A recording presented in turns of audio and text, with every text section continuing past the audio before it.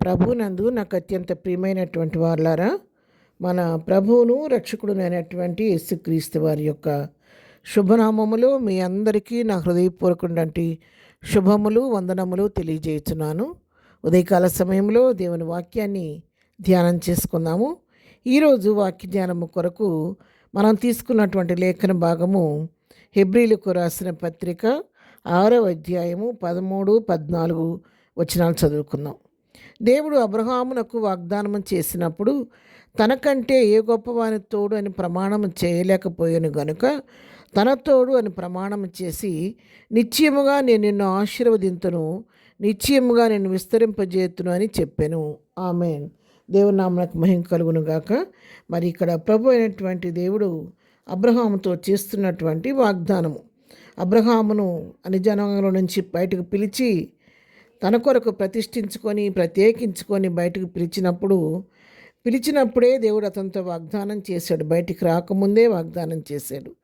ఆదికాండం 12వ అధ్యాయం 3వ వచనం మనం చదువుకున్నట్లయితే, నిన్ను ఆశీర్వించు వారిని ఆశీర్వదించెదను, నిన్ను దూషించు వారిని శపించెదను, భూమి యొక్క సమస్త వంశములు నీ యందు ఆశీర్వదించబడినని అబ్రాముతో అనగా, యెహోవా అతనితో చెప్పిన ప్రకారము అబ్రాము వెళ్ళెను. చూడండి, ఇక్కడ మరి మొట్టమొదట ప్రభు అబ్రామును బయటకు పిలుస్తున్నాడు. పిలిచి, నీవు నీ దేశము నుండి, నీ బంధువుల యొద్ద నుండి, నీ తండ్రి ఇంటి నుండి బయలుదేరి నేను చూపించు దేశానికి నువ్వు వెళ్ళు. నేను నిన్ను గొప్ప జనముగా చేస్తాను, నిన్ను ఆశీర్వదిస్తాను, నీ నామాన్ని గొప్ప చేస్తాను, నువ్వు ఆశీర్వాదకరంగా ఉంటావని చెప్పని అబ్రహాంతో చెప్పాడు. ఇంకా ఏం చెప్పాడు? నిన్ను ఆశీర్వదిస్తాను, మరి నిన్ను ఆశీర్వదించడం మాత్రమే కాదు, నిన్ను ఆశీర్వదించే వారిని కూడా నేను ఆశీర్వదిస్తాను, ఎవరైనా నిన్ను శపిస్తే, నేను దూషిస్తే వారిని నేను శపిస్తానని చెప్పి అభయం ఇచ్చాడు అబ్రాహాంకి. అంతేకాదు, నీ ద్వారా భూమి యొక్క సమస్త వంశములు నీ యందు ఆశీర్వదించబడతాయి అని చెప్పినప్పుడు అబ్రాము దేవుడు చెప్పిన మాటలు నమ్మి ఎలాంటి గురి లేకపోయినప్పుడు కూడా, ఇటెల్లాలో కూడా ఏమి గమ్యం లేని ప్రయాణం ప్రారంభించాడు. దేవుని ఇచ్చిన వాగ్దానాన్ని పట్టుకొని ప్రభువు మాటల మీద నమ్మిక ఉంచి అతను బయలుదేరి ప్రభు చూపించిన మార్గంలో బయటకు వచ్చేసాడు. దేవుడిచ్చిన వాగ్దానం ఇచ్చిన వాడు నమ్మదగిన వాడు కాబట్టి అబ్రాహాము జీవితంలో దేవుడు ఆ వాగ్దానాన్ని నెరవేర్చాడు.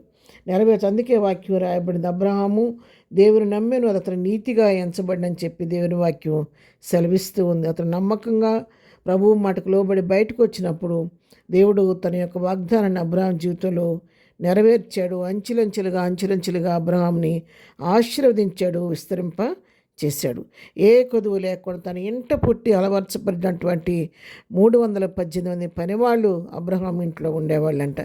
ఎంతగానో అతనికి విస్తారమైనటువంటి వెండి బంగారాన్ని ఇచ్చాడు, దాసి జనాన్ని ఇచ్చాడు, మరి పశువుల్ని ఇచ్చాడు, గొర్రెల్ని ఇచ్చాడు, సమస్తాన్ని ఇచ్చాడు.